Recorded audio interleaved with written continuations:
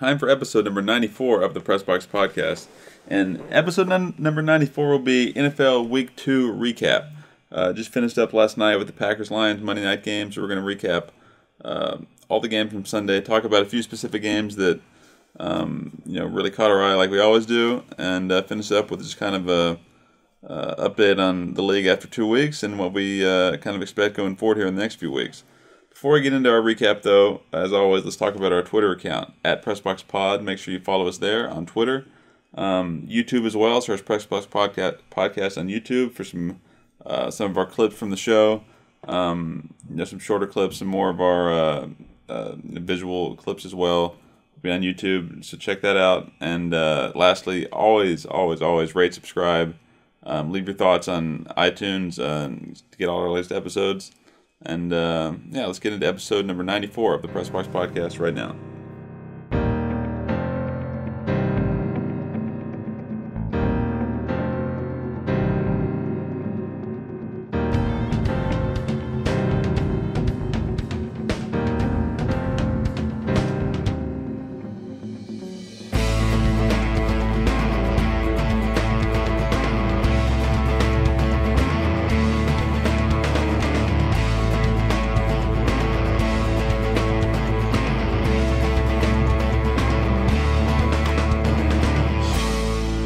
Okay, welcome back to the Pressbox Podcast. I'm your co-host, Ralph Miranda. I'll be joined by my other co-host, Joseph Miranda, and our producer, Nathan Miranda, shortly.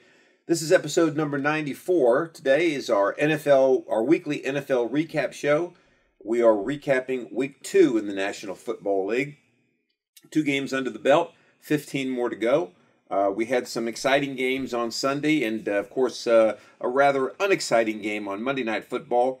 But nonetheless, a good week. Lots of surprises. A few games that were not surprising. But let me start by introducing Joseph. And Joseph, Week 2. What are your thoughts after 2 weeks in the NFL? First thought is actually we still have 15 weeks left, which is exciting. Right. Or 15 games left. So it's like we have like bonus football still. But my scores are low here. Okay.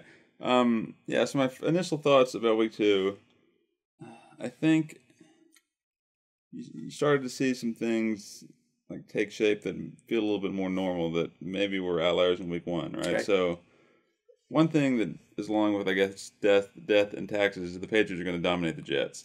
That's true. They did this week, whereas, they lost last week, maybe looked a little shaky, but watching this week, and again, it was the Jets, you got to think they're kind of back on track. The Eagles, what we saw Week 1, we thought was kind of a smoke and mirrors type of deal. We talked about that. They lost the 49ers, which is maybe a little more of what you expect. And then lastly, and we'll touch on these games, with the Bills winning 35-0. They were probably the favorites going into the season in their division, and they showed it this week. So just some things that looked a little more normal, and maybe that were surprises at Week 1 that didn't hold up. Yeah, I think you're exactly right. And Nathan, I think this week you were kind of the only one of the three of us who really got a chance to watch a lot of the games. So what were your takeaways from Week 2? Let's see. Just in a general fashion right now. Well, the Saints lost 26-7. Mm-hmm. So that was a smoke and mirrors too. Then the way they blew out the Packers. Right. The Packers won 35-17 against the Lions. So I mean that's what we were talking about Week 1 a little bit. I think is that was not indicative of how the season's going to go for both of those teams. Right. So I think that kind of proved. I think this would kind of prove that for both of those teams. See, the Titans bounced back well. I was surprised that they beat the Seahawks 33-30 overtime. I was surprised about that. The Cardinals showed that I mean, Murray threw for I think 4, ran for another 1, 5 I think total touchdowns. Right. I mean, if they do this every week, he may be the MVP of the league. It's true. Jaguars still struggling. Well, again, rookie quarterbacks. Jaguars struggling, right? Right. I know the Patriots always beat the Jets, but having a rookie quarterback in the Jets doesn't help that at all. With Belichick, he knows how to scheme against any quarterback, especially rookie quarterbacks. Right. The Panthers.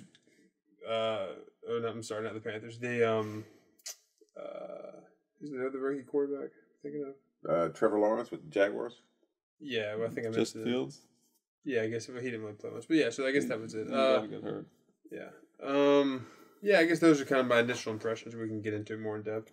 Yeah, I think kind of pyramiding off what you guys said, you talked about the Saints.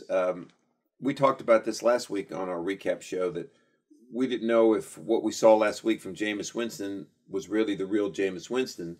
And then this week he kind of turned back into the old Jameis Winston. 111 yards passing, 2 interceptions, no touchdowns, 4 sacks, lost a fumble. He basically putting the ball in harm's way, throwing in some situations that he never should have thrown. And the Saints invariably got beat pretty badly by the Panthers, 26-7. I think we saw there that Sam Darnold is one of those. We always talk about athletes playing in the city of New York and how it's a lot harder to play in New York than it is in other places. One, because of the media, and one, because of the pressure that you get from the fan base and just playing in the largest city in the country. I think Sam Darnold is proof of that. He really didn't play very well with the Jets. He's played 2 pretty good football games with the Panthers. So I think he's benefiting from the fact that he's in a market now that's not New York. So for the sake of the Panthers, I hope he is able to continue that. And they'll have a pretty easy game this Thursday night coming up against the Texans, who are going to be starting Davis Mills at quarterback, which I think the Panthers should be 3-0 going into that or coming out of that football game. Joseph, you mentioned the Patriots and the Jets. I mean, the Patriots, how lucky have they been? I know they always beat the Jets. I think they've beaten them consistently since 2015, facing Sam Darnold and now Zach Wilson, And if there's one thing that we know, you've talked about death and taxes, it's Bill Belichick dominating rookie quarterbacks. I think their statistics against him across the board are not very good. So yeah, that was a game. I mean, another game that I was a little bit not really surprised with, but a little bit was the Raiders. I mean, we looked at the Raiders last week. They beat the Ravens on a Monday night. You could kind of say that the Ravens handed them that game, but they came out and beat the Steelers in Pittsburgh. So I think that gives the Raiders some pretty good momentum going into week 3. So those were my initial thoughts of the week, and I guess now we can start by getting into some games. Yeah, I agree. I guess we'll start. Let's see here. Start with the Thursday night game if you wanted to, or do you want to save that for last? Let's save that for a little later. Okay. I have some interesting thoughts on my. I don't want to get into my rant too early. Okay. All right, so we'll go start with some of the early games here. It's Bears Bengals. Okay, Andy Dalton got hurt. Mm-hmm. Justin Fields got put in. Do you think this is a situation like Tyrod Taylor last year, San Diego, who got injured? I guess you could say early in week 2, and you never saw him again. You think Andy Dalton sees the field again for the Bears?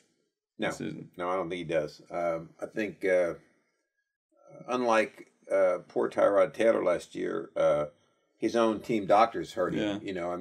With the shot that he got or whatever. But yeah, I don't think Andy Dalton's going to see the field again.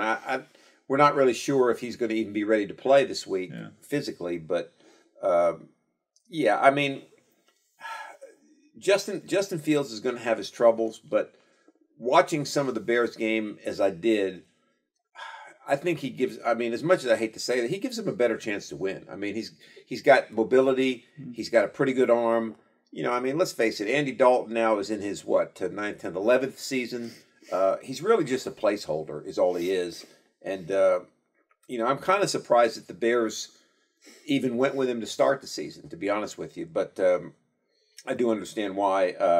The Bengals, I think there was a stat that at some point during that game, Joe Burrow threw 3 interceptions on 3 consecutive passing attempts. Yeah. Which one was a pick six. Yeah, one was a pick six. And they still came. I mean, at one point they were down 20-3, and they still came back and made it a game. So I think the Bengals, are on the right track. But neither of those teams is going to be a factor, going further into the season. Let's talk a little bit about the Browns and the Texans. Well, before we go to that game, okay. the Bears. Going back to the Andy Dalton thing, I bet he might not play this week, but I bet you as soon as he's healthy, they'll start him again, and then they'll pull him either that game or the next game. You know what I'm saying? I think that's what they'll do. They could, yeah. And you said Justin Fields gives him a better chance to win. I think if you just look at their, abilities and the way they play quarterback, I think you're right. Justin Fields would, but my whole thing is he's a rookie. Like, it doesn't matter how mobile he is. I just feel like, I mean, even Peyton Manning struggled as a rookie, right? I believe. He did. I just feel like you're always probably better off not going with a rookie quarterback in the NFL.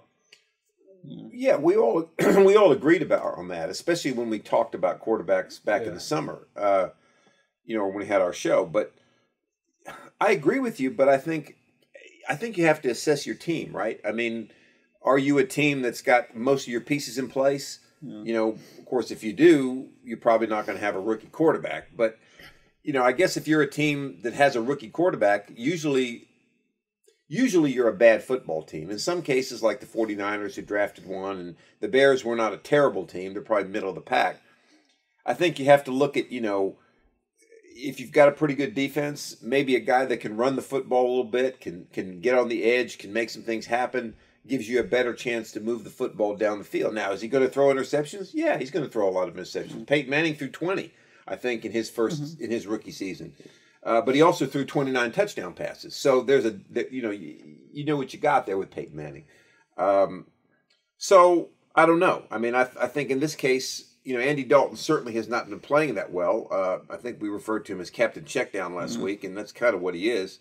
So yeah, I think in this case, it gives them a better chance to win some football games because of his mobility and because of his arm. But I think all things being equal, I agree with you. I think you're better off not playing a rookie quarterback the first year. Yeah. So moving on to Raiders Steelers. Would you say the Browns? You would say the Browns. No, that's okay. We can go to the Raiders Steelers first. Oh, okay. Well, no, go ahead. Yeah, I forgot about that. No, go ahead. So the Raiders 2-0, which I didn't expect. Obviously, when they I think I picked them to make the playoffs in our preview show. I think you did. But playing the Ravens and then the Steelers, didn't expect a 2-0 start. I'm still not totally sure they're for real. I don't know. Like, they're weird. I don't know. I guess just thoughts on that game. I think I don't even know what to say really about that game. Like I think they're for real, but they may not be. I don't know. Well, I think the Raiders. I think they are for real, and I think that Derek Carr has proven now that he's thrown 2 consecutive games. He's thrown for over 400 yards, and 382 in these Steelers. Okay, well, pretty close. Yeah. But my point is he's for real. Okay. Josh Jacobs, who didn't play against the Steelers, which makes it even more an impressive win for the Raiders, is a good running back. And I think the Raider defense is a lot better this year than it was last year. I think they've got a better pass rush, better corners. And then we're going to find out about the Raiders, right? I mean, they were able to beat the Chiefs last year. We'll see if they can do it again this year. And they host the Dolphins next Sunday, which will be interesting if they can win that game and go 3-0. But yeah, I think the Raiders are for real. I really do. Now, last year they kind of they started out strong and fell apart. So we'll have to see. The proof, as they say, in the pudding is in the eating, right? So we'll have to wait and see. But I'm impressed with what I've seen so far with them. I think you can say this Pittsburgh team maybe is not like Pittsburgh teams of the past or teams of Roethlisberger's career. But I think anytime you go into Pittsburgh and beat them, I think that's solid. I mean, that's a solid. Like, I think this was a test of sorts for the Raiders to go into Pittsburgh. Right. And they pulled it out. So I think I'm impressed. And then you saw the Ravens beat the Chiefs. Right. And the Raiders beat the Ravens. So my point is, I mean, no, I agree. There's nothing to look at right now that would make me think the Raiders are not for real. No, I agree with that. I don't know what I said about them. They'll probably win more games than I thought they were going to win going into the season. Looking at their performance the first 2 weeks, they're not going to win the division. I don't think. It's just they're in a bad division from the standpoint of having a chance to win it. We'll talk about that in a second. But it's an interesting topic too. Yeah. Yeah, and I think I agree with you 100%, Nathan. Going into Pittsburgh and beating the Steelers is not an easy thing to do, and it should be given all the points that you want to give it. But let's look at the Steelers for a minute. I mean, I think T.J. Watt got hurt in that game, so he was out there. He was out. I think they lost a corner that either wasn't playing or had gotten hurt during the game. The Steelers' offense is a mess, okay? I mean, they drafted Najee Harris with their first-round pick because they needed a running game. And they gave him the ball 10 times Sunday, and they gave him the ball 16 times against Buffalo Bills week 1. Well, you know, we all know that if you're going to run the football, your franchise running back, for lack of a better word to say it, has to get 20, 25 touches a game. I mean, you just got to. Yeah. You have to be committed to the running game, and they're not. And then you've got a quarterback that's 39 years old. I'm sorry, I think Ben Roethlisberger is done, okay? I mean, I don't care what anybody says about him, he's done. And I think the quicker the Steelers realize that and find a young quarterback, they're going to be suffering. Now, Joseph and I were listening to the NFL, Sirius NFL radio yesterday, and they were talking about, which I thought this was a fascinating point, was that they can't run the ball because they want to run everything out of the shotgun. Big Ben does not like to get under center. So when you're running everything out of the shotgun, that means that you're handing the ball off to your running back. He's right beside you. The defense can see the ball at all times. So they don't have to attack the line of scrimmage. They can wait for things to develop. Where when you're under center and you turn your back to the defense, play action becomes a factor. They don't know where the ball is, and it's easier to run the football, which I thought was fascinating. I never thought of it that way. But yeah, they can't run the ball, and most of their passing game is the short, underneath, intermediate routes. They take a shot every once in a while, but their offense is a shambles. I agree with you. You have to commit to the run. The first 2 games were not games where they had to abandon it. I mean, the Buffalo game was real close. Exactly. Throughout. This game was close. I mean, they give him 10 carries. I mean, look at the Titans gave Henry 35 carries. I mean, he had overtime. Exactly. But still, 35 carries. So, I agree with you. And I do think Big Ben's done. The Steelers seem to me to be the type of team who are going to hold on too long to him. They don't seem like the type of team who would be willing to cut him loose. If that was the case, they probably would have already done it, to be honest. Would have already got somebody and started to phase him out. And they haven't. So I don't think they're going to be holding on too long to him. And they don't have anybody in the wings. Right. I mean, I don't even know if they... I kind of think they don't... I think they think they don't need it. I think they think they can still... maybe either way, I think a Roethlisberger that's a little past his prime gives you a better chance to win than an unproven. Right, but you think they would have gotten their guy already, though, and he's sitting there, which doesn't seem like they have. Right? Yeah, I think at times they thought they maybe had when they had what's his name? Well, what do they have? Don't they have? Oh, I know. They signed the guy from the Redskins. Oh, that's a mistake. Yeah, Haskins. They've got Haskins. That's a mistake. Which guy are you talking about, Josh? The guy that got Myles Garrett hit in the head. Yeah, that guy. You think Mason Rudolph? You think he was the guy that thought that? He was like the guy that drafted later that just happened to play and he played well. I don't know. I think he's still on the team. But look at the guys they've drafted. They drafted that Tennessee quarterback, Dobbins. The guy. I don't think he was dressed out. I think he was in street clothes. So what are they thinking when they're drafting quarterbacks? I don't know. That's what makes me think they think that they don't need one right now. Right. They don't, which is weird. Well, but the interesting thing about this is that when you drafted Dobbs or whatever his name was, maybe I said Dobbs. I forget his name, but that was what 4 or 5 years ago. Roethlisberger was still a fairly decent quarterback. I mean, they did start 11-0 last year or whatever. Yeah. And they beat the Bills, a good Bills team, week 1. Yeah. This game, there was a point where it could have gone either way, and the Raiders pulled away.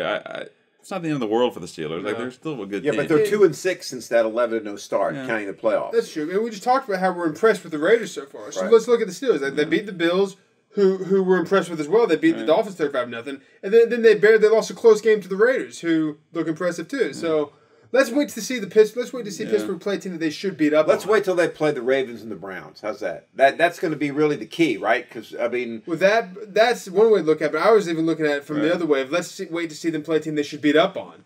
Let's play the Bengals next week. The Bengals. Let's see how they handle that. They should beat the Bengals. They should beat up on them pretty handily. They should. Is what I'm trying to say. They should beat them pretty handily. You're exactly right. And then they have the Packers, which would be a good test. But that'll be an excellent test. I mean, there's no question about that. You want to go to the Browns game? Yeah, let's. Or in that division? Let's go to the Browns game when we're in that division. The Browns were kind of similar to the Bills. They lost their first game of the season against a quality opponent.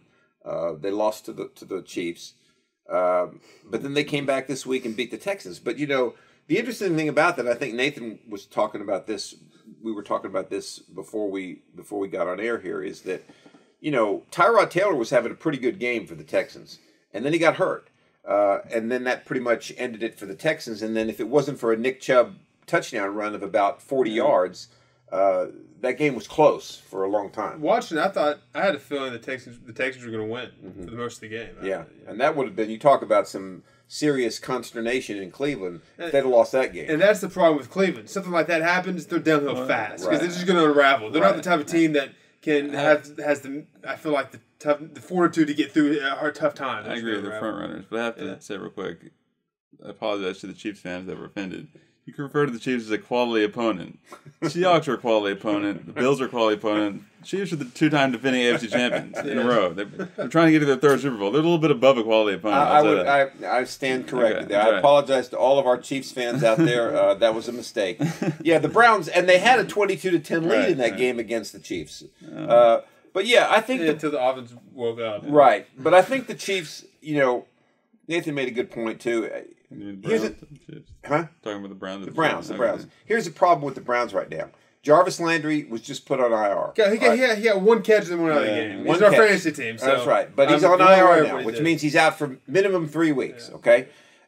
Odell Beckham still hasn't played. Are they better without him or what? Nah. Well, I don't know. They're not without Jarvis Landry. So basically now you have no receivers, right? You got Nick Chubb and Kareem Hunt, which gives them probably one of the best running attacks in the league. And you got Baker Mayfield, who is, this is another thing that doesn't make any. This is why Baker Mayfield will never have a lot of respect from me as far as a quarterback. You're the leader of your team, okay? You're the franchise quarterback, the guy that they are looking to. You throw an interception, you try to make the tackle. I mean, he tries to make the tackle, separates his shoulder. Lucky for him, he separated his non-throwing shoulder doing that. Otherwise, he'd be out for however long he'd be out. So you got to be smart. I mean, you made a mistake, but you don't try to make a tackle on a guy, okay? Well, I think that's kind of like his little attitude. He's chip on his shoulder. But you can't do that. No, I agree with you. Okay. But some people may be hearing this, and some people may be saying, "Well, I like that. He's showing what do you want to call it? Toughness, and he's showing that he'll put his body on the line." But again, though, the response to that is, if you want to have a successful season, your star quarterback can't be doing that. Well, let me say this to those fans who would say that. If they were Browns fans, I know exactly what I'd say to them. If they were just general football fans, I'll say this. Let's hear it both. If a receiver tries to make a tackle after an interception, he's tough, okay? But when your starting quarterback makes a tackle and hurts himself, he's an idiot, okay? And if you're a Browns fan, I'd like to ask you, okay, let me turn it around and say, okay, you think it was tough for him to do that. What if he would have separated his throwing shoulder and you'd be playing whoever their backup quarterback is? I don't even know who it is. Apparently he didn't miss a snap, though. No one else threw a pass. No, that's fine. Or maybe someone could have handed it off. Yeah, that's fine. But I'm saying, that's the point I'm trying to make there, is that you just don't do that. You know what I mean? But anyway, that's besides the point. What I'm trying to say is the Browns... So he's not going to miss any games? He's not going to miss any games. I mean, I think he's going to be okay. He's going to have a sore shoulder that they'll shoot up with pain medication until it gets better. Separated is not the kind you can just pop back in, though, right? Separated sounds worse than it is. Separated is up here in your clavicle. I think there's what they call the something process. You remember, Joseph? The only reason I ask is because you have the kinesiology background in our family as opposed to transverse process, okay, up in the top of your shoulder. Okay. And when you separate it, it's basically just a break up here, okay? You can play with it, you can perform with it, you can't throw with it until it heals. But it's not the type of thing where if you dislocate... He didn't dislocate his shoulder. That would have been better. That would have been... Or worse. Well, I think it would have been worse, actually. So. Okay. The fact that it was his non-throwing shoulder probably wouldn't have mattered, but he still would have had to wear something like Ray Lewis used to wear to tie it to the shoulder. He wouldn't have to wear that with the separator. No, he'll just need pain medication, But my point is, it sounds worse than it is, but the point is he could have avoided that, okay? Yeah. But anyway, the Browns play the Bears this week. They host the Bears next Sunday. I think they can beat the Bears at home. The Bears don't really scare me, so I think they'll be okay at least. Defense, I know they're getting older. They're getting older. They're getting older. Look, I think they can definitely beat the Bears, but I'm not surprised if the Bears beat them either. I wouldn't be surprised either. Although I'm contradicting myself against the Bears are starting rookie quarterback. Browns defense is pretty good. Right. But I don't know. I mean, I think we talked about this, Nathan, in our a little earlier when we were talking to you and I about college football. Was we just don't know. I mean, in college football, it's hard to say somebody's going to beat somebody, and in the NFL, what's to say? Any given Sunday, right? I mean, it just anything can happen. Let's look real quick, if you don't mind, unless you guys have anything else you want to say about the Browns. Okay, let's go to the Rams. Interesting. Matthew Stafford had a great game opening week on a Monday against the Bears. Sunday night, excuse me. Against the Colts this week, not bad, but 19 of 30, so that's roughly 66%. 278 yards, 2 touchdowns, 1 interception, 1 sack, no fumbles. But the interesting thing about the game, I thought, was the Rams' defense. I mean, they had a lead in this game.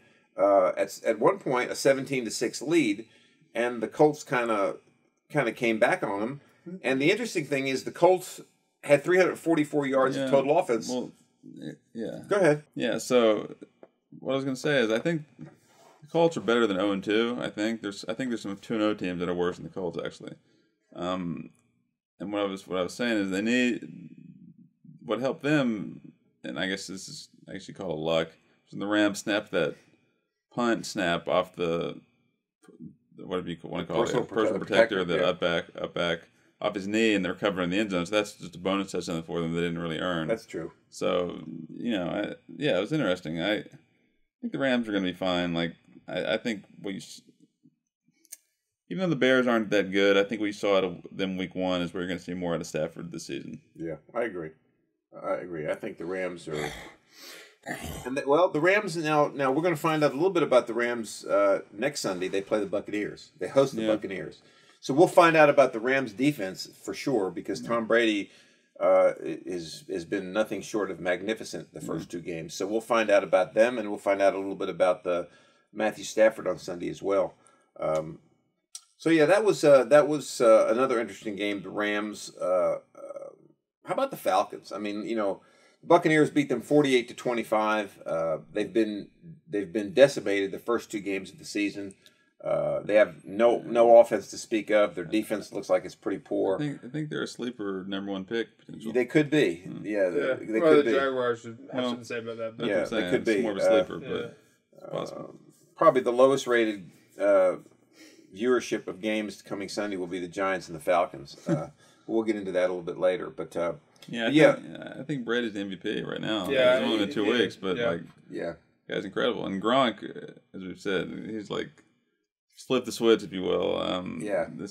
He's like it took him a year to get back adjusted to football, maybe, or the new team and all that. But now he's just him and Brady are connecting constantly. Well, I think Gronk is. Gronk's having fun. I mean, I think being away from Bill Belichick has given Gronk the ability to have a lot of fun. But he had that last year too, suppose. But it does look like he's at a different level now though than he was last year. But it took him a year to kind of get his body back to where it needed to be. I think. But I think now he's definitely having fun. He's having a great time. Yeah, and him and Brady have proven that they're maybe one of the more prolific quarterback tight end connections. Just connections. Quarterback, catcher, receiver. Catcher. That's right. They're obviously the most tight end quarterback. Yeah. Interesting, isn't it? How about the 49ers? I mean, what do you think about them? Are they for real? I mean, they beat the Eagles. Yeah. Struggled with them. I don't think they really are. I mean, the Eagles and the Lions. I'll say the opposite of what I usually say. When I say something's nothing to sneeze at, these 2 teams you can sneeze at. The Eagles and the Lions. I think that, we'll see what happens when they play the Rams and the Seahawks and the Cardinals. I think they lose the majority of those games this year. They can still be a fairly good team, but I think they're going to end up at the bottom of that division still. Garoppolo's fine. Like, he's an average quarterback, but that's about it, I think. They host the Packers next Sunday night. Sunday night game, okay. Yeah, I think they lose that game. So I think, Yeah. No, I mean, I don't have a problem with that. I think that's probably the case. Yeah, and they almost let the Lions come back into that game week 1, which wasn't a good look. I agree with Joseph. How about the Vikings? I mean, that's an interesting football team right there. I don't think they're a bad team. I mean, they've got some really good players, right? I mean, they've got Weird. They're weird. They've got what's his name, Dalvin Cook. They've got Jefferson, that young receiver.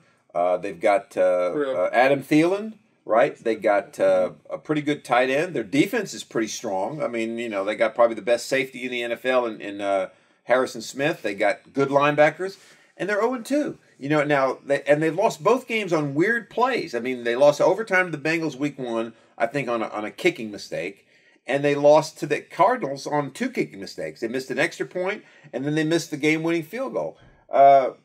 So what do you? I mean, what's your take on the Vikings? I mean, could they end up getting it together and righting the ship and being a factor, or are they pretty much done? I think.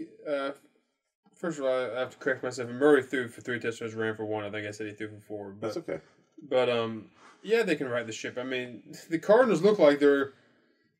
I mean, I think we all expected them to be a good team going into the season. They look like they're even better than expectations. Right. So they lost a good team, and they had mistakes. They could have won the game. They missed. They had the field goal. They could have made that. They won. Yeah. So I think they're fine. Yeah. I mean, and yeah, the Bengals wasn't a good look to lose to them opening the season, but again, some mistakes. That I think they can right the ship. I think is the way you put it. Yeah. I mean, they host the Seahawks Sunday. Right. They can right the longboat. The longboat. The longboat. Vikings. Is that what they call it? The boats that you Yeah. Yeah, I think they're another team that, similar to the Colts, I don't know if they're better than the Colts or not specifically, but it's 0-2 that it's better than the record, right? Like, right. I think that got some 2-0 teams like the Panthers and Broncos that I don't think are legit 2-0s. They're not the same as the Buccaneers and the right. I'm not looking at all the records right now, but other I am. Chiefs. Which one? Chiefs are 1-1. Chiefs are 1-1. Yeah. Oh wait, they did lose. They lost. Then we'll get to that game in a second. Buccaneers stand out in my mind here. Rams. Well, in the some other 2-0 teams that are legit 2-0 teams. Okay, well in the AFC, you've only got 2. In the AFC, you've only got 2 2-0 teams: the Raiders and the Broncos, both in the West.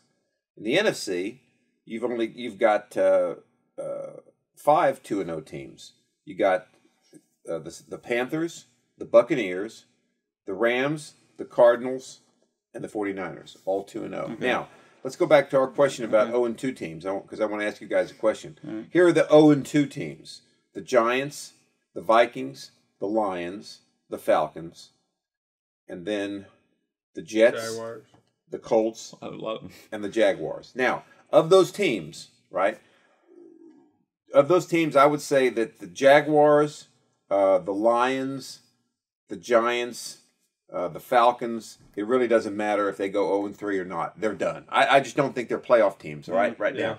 But I think you're right. I think the Colts and the Vikings are faced with an interesting situation this week because, as you said, I think they're better than their record, but you can't really afford to go 0-3. I mean, it's kind of hard to fight back from that. You think the extra game changed anything? Like it might. That's your point. Yeah, it might. Is not it's like the new 0-4. Or well, that's 0-2. True. Yeah, that's a good point. I don't know. We haven't really seen that season play out yet, so we don't know how that affects everything. They always have those stats of only X amount of teams have gone 0-3 and when they got to the playoffs, or 0-4 got to the playoffs. But like you're right, that should just be bumped back again. Yeah, it's still difficult. I mean, but you're right. But the Colts go to Tennessee to play the Titans this week, and the Vikings, as I said, host the Seahawks. So we'll see how those teams fare. The other teams that are 0-2, I think it doesn't matter. I mean, they're not very good football teams, so it really doesn't matter. But that'll be interesting nonetheless. Any other games you guys want to talk about?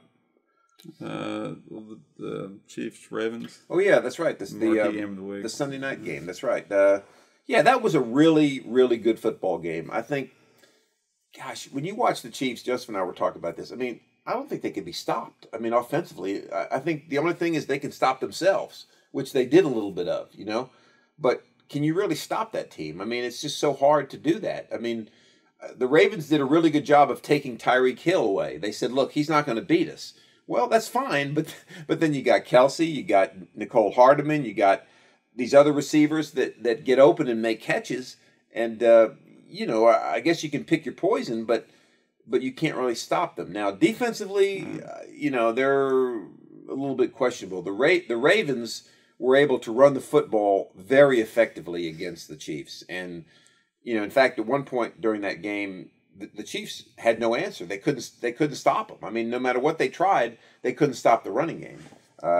Part of that was Lamar Jackson, but part of it was just power running, Yeah, well, I mean, Lamar Jackson had 16 carries for 107 yards and 2 touchdowns. Yeah. And then, is that what? No, so there you go. Yeah. And then I think his name's Tyson. Yeah, Tyson Williams had 13 carries, 77 yards. They almost had 2 100-yard rushers. That's correct. Which is pretty amazing.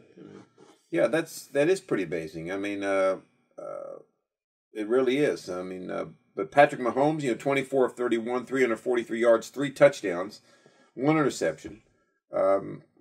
They don't run the ball a lot. Edwards-Helaire had 46 yards on 13 carries. But again, like I said, they took Tyreek Hill out of the game. 3 catches, 14 yards. That was it for Tyreek Hill. But Kelsey had 7 for 109. Pringle had 2 for 63. Both of them had touchdowns. Pringle. Yeah. So, it's kind of like I said, you kind of have to pick your poison. Yeah. I mean, Chiefs are fine. Like, oh yeah, they're fine. It's almost a case where it's not in one season, but I said it's hard to beat a good team 3 times in a season. Right. The Ravens are a good team. Right. We know Lamar Jackson struggles against the Chiefs. Eventually he's going to break through and beat them one time. It's going to happen. It happened this Sunday, right? The Ravens are good. So, I think the Chiefs just move on. They pick up wherever they left off. Do you think the Chiefs are feeling a little more... I think they're feeling a little more tight around the collar, though, looking at the Denver and Oakland, the way they both started? Or no, I don't think they are. I think they realize... Maybe Oakland. I think they realize Denver's not going to be... Yeah. Well, if they're worried about Oakland, they're living in 2015 because they're in Las Vegas now. Oh. That's okay. Don't worry about it. I mean, there'll always be the Oakland Raiders to me. I know. But, I don't think they're worried about Denver. No. The Raiders, maybe. I think that could be a good series of games. Didn't they beat them last year? They did beat them last year, yeah. But twice? The Chiefs beat them twice? No, they split with the Raiders. I think I would have said the Chiefs host the Chargers this week. Before Sunday, I would have said that's going to be a tough game for the Chiefs. But, we both agree, all of us agree that Justin Herbert's going to be he is a franchise quarterback, okay? 10, 15 years in this league. But he threw some really head-scratching interceptions Sunday against the Cowboys. He's still a second-year quarterback, okay? And I don't think the Chargers are quite there yet. I think they're going to be fighting for a playoff spot this year, but I think the Chiefs will handle them. I really believe the Chiefs are going to go through that division. I'm going to say it now. I say they're going to lose only 1 game in the division. I don't know if it'll be to the Raiders, probably the Raiders, I would guess, or maybe the Chargers. But yeah, they're going to win the division. They're going to be fine. I don't think there's anything to worry about with the Chiefs. Yeah. Yeah, absolutely not. I think it's time we get to the Giants game. Settle in, folks. Get your popcorn. Okay, get your popcorn ready, fans. We'll be quiet for the most part here, and you can go ahead and go. Take your time. A matchup we know much about. We saw the Giants-Redskins in 2011, 2012 in person. Yes, we did in person. That's right. Almost 10 years later now, 2021. What have you got on this game? And the Giants in general. Where to begin, right? Exactly. I think I told you both. Thursday night's game I watched every second of it. And it was really the first time in a long time that I've watched every second of a Giants game. I've watched a lot of Giants games, especially back 2006 to 2012 or 5 to 12 when they were in their heyday. And I've watched a lot since then, but it's always like, we'd turn it to another game, or I'd get tired of the way they were playing and I'd go move off. But this time I watched the entire thing. And the Giants are just not a very good football team. Now, they did give Daniel Jones some more protection, okay? And he did have a good game. I mean, I think he was the NFC Offensive Player of the Week by some organization, but he threw a couple touchdown passes. He played really well, okay? They couldn't run the football at all. Pass protection was better in the second half. It was poor in the first half. Their defense was questionable again. But the thing about it is, the defense. I think the Giants took the lead late in the game, and they let the Redskins score in 2 plays. The defense, 2 big passes. Now, having said all that, the thing that frustrated me the most about the Giants was penalties, mistakes. I mean, now, your defense is going to play good one week, bad the next. You're never going to have a perfect week. Your offense is going to struggle depending upon the matchup. But one thing that you can control is jumping off sides, controlling the clock, getting the play in, not holding, not pass interference, not all these things. And the Giants had way too many of those. I think I told Joseph one time they were inside the Redskin territory and they had to call a timeout because the play clock was running down. Okay, that's fine. They come back from the timeout and the same thing happens. The play clock's running down. They can't call another timeout because you can't call two in a row. And they jump off sides. That's unacceptable. Okay, you cannot do that. All right. There's another time you said that there was like a 3rd and 5 and they had 2 back-to-back holdings. Back-to-back. That was 3rd and 15. Yeah, back-to-back illegal procedures is 3rd and 15. You just can't drop passes. Kenny Galladay, the guy they signed in free agency that was supposed to be the savior, dropped 2 easy passes, okay? Darius Slayton makes one great catch in the end zone, drops a wide open pass for a touchdown. You cannot have that happen. If you're a good football team, that can't happen. Daniel Jones had a long touchdown run called back for holding. Exactly. But I think it was holding on a receiver. Holding on a receiver, that's right. Yeah. And they're lucky it wasn't called all the way back. It ended up being on the 12-yard line, but they had to kick a field goal. All right, so... yeah, the Giants, it frustrates me. I was telling Joseph yesterday, it frustrates me because they've been this way since 2012, all right? Except for 2016, when they spent all that money on defense and they actually got to the playoffs, they've been horrible.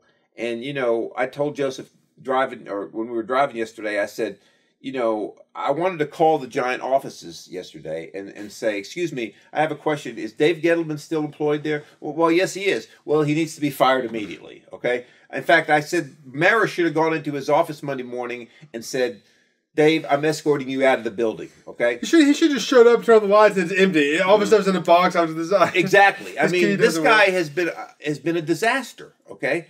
I think maybe you said something at one time. They just hired him because he sounds like a typical New York deli owner or something.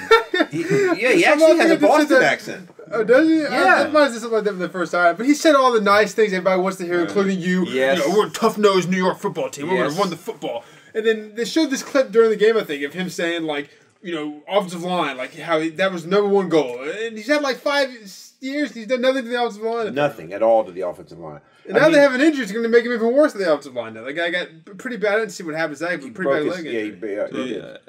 I think I saw a stat. I'm not quoting exactly right. I think I told you about it. That Giants this is their 5th straight season of an 0-2 start. Only team to do that. Other team is the 07-11 line or something like that. Yeah. In history when you're 5 years of 0-2. When you're lumped in with the Lions from 07 to 11, that was pre Matt Stafford, so you're pretty bad. And let me go back to Gettleman. I mean, Nathan's right. I bought into the Kool-Aid. I drank the Kool-Aid. No, I did. And because he said the things you wanted to hear. But he knew what people wanted to hear. But yeah, he hasn't fixed the offensive line. When they traded Odell Beckham, okay, they got Kevin Zeitler, an offensive lineman, and Jabril Peppers. Peppers has been pretty good. Well, yeah. All right. Kevin Zeitler was a really good offensive lineman. They released him, okay? Why they released him, I'll never know, okay? I mean, why do you... This was a good offensive lineman, okay? Let's look at his draft picks. Saquon Barkley, all right? Great player. I mean... Overrated. Probably overrated, but... Go ahead. Is he overrated, or is it just the fact they don't have an offensive line that can run the ball? Well, but that's my whole point. Is that you drafted this guy in 2018. You knew you didn't have an offensive line. Now he had a great rookie year, but I think part of that was he still had Eli Manning there. Okay, I mean, and Eli Manning, for all his faults in the later years of his career, he was a veteran who knew how to command that offense and was able to get him the ball. But since then, he's done nothing except get hurt, okay? But why you drafted him, what they should have done there was one of two things. Either trade the pick and get more picks, or take the quarterback. Either take Josh Allen or somebody like that was coming out that year, okay? A bad pick. You take an offensive lineman. We talked about this yesterday, right? Yeah. Go ahead. You didn't like him taking offensive lineman, and then I said, well, they went that route and got Nate Solder, which you astutely replied. As my astutely replied was... when Bill Belichick doesn't want you and lets you have somebody, you know that guy is done. Okay? Right. I mean, let's think. What do we say? Name me one person who's left the Patriots in free agency that has gone on to be a superstar after that. A superstar. Besides Brady. Or except Gronk. Brady. Brady doesn't count. Gronk. Okay? And Gronk doesn't count either. He retired. So we're just going to keep naming people because they don't count? No, but think about this for a minute. Bill Belichick is smart as a fox. A superstar, you're saying? Or really good player. A guy that was... Look, I'm higher on this guy than you all are. And Who? Maybe he's not a really good player. But Garoppolo took another team to the Super Bowl, okay? He didn't want to get rid of Garoppolo. He didn't want to get rid of Garoppolo, though. The owner did. Yeah. The owner got rid to replace Brady with Garoppolo. Okay. Did you not heard that story? I've heard that story. Right. Yes. All Okay. All right. You're right. It goes all the way back to when he traded Drew Bledsoe then in the division to the Bills. And That's did right. Nothing with the Did Bills. nothing with them. That's right. I mean, Bill Belichick knows what he's doing, and when he lets you have a guy in free agency now, when they trade somebody, it's usually he wants to get rid of him. Obviously, Was Garoppolo? What was that deal? Trade? there was a trade, but again, it was not Belichick. I know. I remember that. But I'm saying, if he trades you, you know he wants to get rid of you. But when he lets a guy go in free agency, Oh, we got one. he's done. But Wes Welker to the Broncos. Yeah, I think that was just Peyton Manning was there. Yeah, he made him look good. Yeah. And he was done too, probably after I mean. He got like concussion every other week. But anyway, my point. Imagine if he went to the Broncos with Teddy Bridgewater. Yeah. Teddy Bridgewater. But I mean, this Nate Solder guy, he didn't do very well the first 2 years with the Giants. He opted out of the season last year, and now he's horrible. I mean, I'm sorry. Thoughts on Kadarius Toney? Oh gosh, I'm not going to play this year.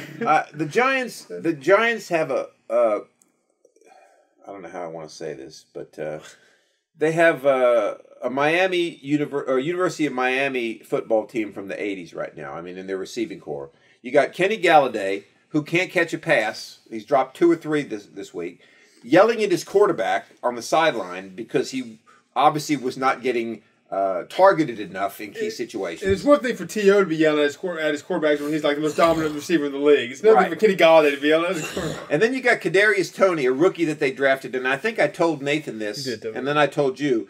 When I first saw the guy, he just looked like trouble, okay? He looked like the kind of guy that was going to cause trouble, right? And so far, he is. He only touched the ball once in the game against the Broncos. He didn't catch a pass at all against the Redskins. And right away, he's putting on Instagram, this is some serious BS. And, I mean, you can't do that kind of... You're a rookie, first of all, okay? And I don't understand what they're doing, the Giants. I mean, their decision-making is just beyond me, okay? And another thing I said, take Daniel Jones, okay? Why in the world did you draft Daniel? What you should have done there is either trade the pick. You had 2 first-round picks. Trade it and get multiple picks. So, ending this, I'm going to say they need a general manager who knows what he's doing, first of all, and is not afraid to move up and down the draft, which Gettleman rarely ever does, and start building some picks, okay? That's what you got to do. You need a total rebuild, is what you're saying. I think you need a total rebuild, yeah. I will say, though... I think that's what they're looking at, whether they like it or not. Hindsight's 20/20. Let's keep in mind. Now, I'll give you a lot of the stuff you said about their draft picks. I'll give you, like, you don't have an offensive line. What you do in drafting a star running back? You don't have an offensive line. All that type of stuff. Right. But I don't know if I'll let you slide as much on the Daniel Jones pick. It looks like a bad pick now, but they needed a quarterback at the time, right? I believe. All right, but here was. I believe when you drafted, they could have drafted Haskins. Yeah, that too. I believe when you drafted him, might have been better. They'd be done with him already, and they'd be moving on. That's your point. I believe when they drafted him, I believe me included, I think most people were saying that I think this is a good pick for them. Okay, he looked like an Eli Manning type, which is what I think thought they needed. So I think you're just looking at that more like with hindsight. Well, right? let me respond to that. All right, let me respond to that. I'm not saying Daniel Jones is not a good quarterback. I like Daniel Jones, and he played well against the Redskins. Okay, he did. Right. But here's the point that I made with Joseph yesterday. When you were sitting there in 2019 with that pick, all right, I don't see what's so funny. You're just trying to bait me here. What's the problem? I'm thinking of Nate Solder. They signed him. He has it down here. He opts out the next year. Yeah. Sorry, good. But anyway, I know that I'm not trying to make light of. No, I know. But it's just a weird. That didn't work out very well for them. No, it didn't. No, but. You're sitting there in 2019 with the 6th pick in the draft, right? You don't have a football team, okay? You don't have an offensive line. So I think what I told Joseph was, instead of taking Daniel Jones there, even though you think why don't you sign a Fitzpatrick or sign a Tyrod Taylor or get one of these guys that's not a franchise quarterback but is a very good, solid quarterback, okay? And then take that 6th pick, either take a playmaker, a defensive playmaker, okay, or trade it for more picks. In other words, build your team, okay, and then get your quarterback. I think Daniel Jones is suffering from the fact that he has nobody around him. He's the type of guy that needs a stable team to go into first. I think so. And I think you probably did. I think you did mention some of that going into the draft that year and stuff, that they should get a quarterback like that, because they were obviously in the talk of getting a quarterback. Right. I saw. Okay, you might have mentioned that around that time of year. I mean, you could. Let's face it. With the team that they had, you could have even asked Eli. He had one more year in his contract. He could have played one more year if you had to. I mean, it wouldn't have been any worse than they had. So. I think the Giants, unfortunately, they're going to fire Gettleman after the season. They're going to get a new general manager, and he may even want a new quarterback. Do you think which is not a big problem, we think? Well, right? but then you're in a total rebuild again, right? You're like the Jets now. But aren't they kind of head there already? They've had 5 years to go 0-2. I think they're in a total. Yeah. I think they're currently in a total. Yeah, but I mean, you're headed where the Jets are changing quarterbacks every 2-3 years. Not unless they get a good quarterback, right? I think they like. I'm trying. This is a weird analogy, but I'm looking at your Space Mountain T-shirt, Joseph. Mm-hmm. You're at the Star Space Mountain. You're in the little rocket ship thing, and you go through a few little things, but then you stop and you start to go up this incline, and there's like flashing lights around you, and you're going up this incline, and then at the top of that, I believe is when the ride begins. Right. They're at the base of that incline, about to start the ride. All right. The ride, the top of the incline is a rebuild. All right. Like the ride begins. That's when you rebuild, and that's when the ride begins. They're at the base of this incline, and they're just sitting still right now. So basically, they have nowhere to go but toward a rebuild. But they're just sitting still right now, like trying to like prolong it with Daniel Jones and stuff. But they're headed for a rebuild, no matter how they look at it. Yeah, they just have paused the ride. That's true. You're right. But see, I'm not. What I'm trying to say is, I'm not. Unless they get Tom Brady after Tom Brady get traded. I don't know. What I'm trying to say is, I'm not saying Daniel Jones. He looked like a really good quarterback against the Redskins. Do you think they can rebuild their team and keep Daniel Jones, and he can become the franchise quarterback of the rebuilt team? They could, but they have to have an offensive line to protect him and to get a running game. You can't. I mean. Look, listen, you're a defensive guy, right? I mean, if you know if you know a team can't run the football, and you know a team can't protect their quarterback, as a defensive player, you know the confidence level goes up, and there's not much they can do, really, right? I mean, if you're the coordinator, you're gonna blitz this guy every time he steps back to pass because they can't protect him. Okay? Yeah, that's the point. I think as soon as they can, before his value just goes down anymore. I mean, excuse me, I shouldn't say anymore, but before his value goes down, because I don't say going up a whole lot. Right. They need to go ahead and trade Saquon Barkley as much as they can get for him. Right. His heel injury, it's already gone down. Right. Yeah. Okay, so anymore then, you're right. It's not going to go up, really. So they need to go ahead and get rid of him as soon as they can. Right. And get as much as they can. I agree with that. No offense to Saquon Barkley. He'll probably be great with another team as long as they have a good offensive line. But well, here's what I think is going to happen. I told Joseph I think the Chiefs should get him. They could use it. They could use him. Yeah, they could. But I think they're going to have a new general manager. And I think what he's going to do is he's going to do exactly that. He's going to trade Saquon Barkley. He may even trade Daniel Jones if he doesn't like him. It depends on whether this new general manager likes him or not, okay? And I think you get a bunch of draft picks and you start over. But that's pretty drastic, which means you're going to be behind the eight pole again. But offensive lineman, I think I said this yesterday too. You drafted a guy last year with the 4th pick from Georgia. He was horrible Thursday night. I mean, Chase Young, who, don't get me wrong, is a tremendous defensive player, he made this guy look like a high school player. He was pushing him around. This guy jumped off sides twice. He was horrible. And he's in his, 19th start of his career. He doesn't look like he's getting any better. He was a rookie. No, last year he was a rookie. But my point is, he's not very good. I think if you're going to draft an offensive lineman, draft him in the 3rd or 4th round, okay? Or go trade for a guy who's proven that he's pretty good. I think this is that in 3rd or 4th round. I think the rule book on offensive lineman is only get your offensive lineman through trades of established players. Right. Only way you should get your offensive lineman. Right. Never draft offensive lineman. Mid-round picks. Or mid-round picks. Yeah. Really, if you think about it, that's how the Giants built their offensive line back in the they had the best offensive line in the league back then. They got this guy. They had the nepotism, the owners like son-in-laws on there. Yeah, but they also had what's his name? Some of those guys. David Deal, I think, was with another team, if I'm not mistaken. I don't remember, but the guy that's on NFL Network now, I forget his name. Isn't he the son-in-law guy?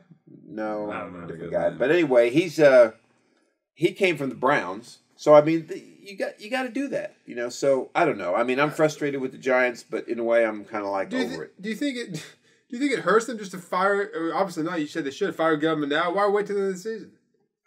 That's a good point. Fire him now. Fire him now. Get a new guy in and let that guy watch the team for the rest of the year and see what he thinks needs to be done. That's a good point, Nathan. Be in the facility. Nathan makes a really good point. Well, maybe they're thinking that, but they're like, this guy only needs like 6 or 7 weeks to watch. We'll fire Gettleman in like week 12. Why don't you just fire him now? I don't know.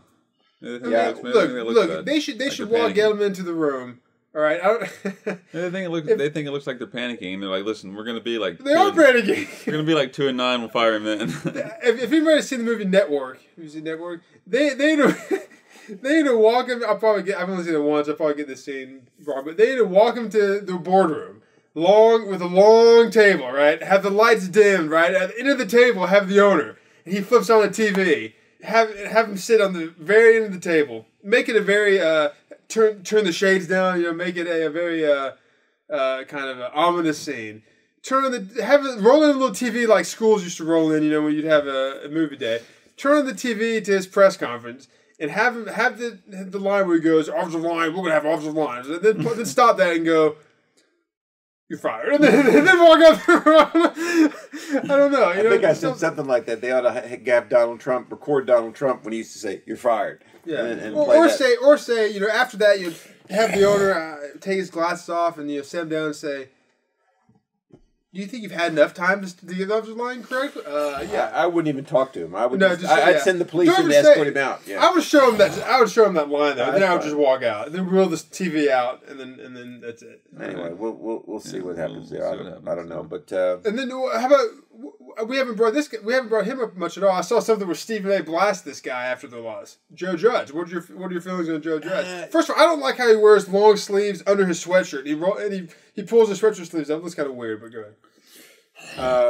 What did Stephen A. say about it? I'm not sure. I didn't watch the video. Just said he blasted. Well, he's a Giants fan too, Stephen A. So I'll let him say what he wants. But I don't think Joe Judge is the problem. I mean, I think he's done a good job getting the team back to a point where at least they're playing together. At least they're trying to play together. You know what I mean?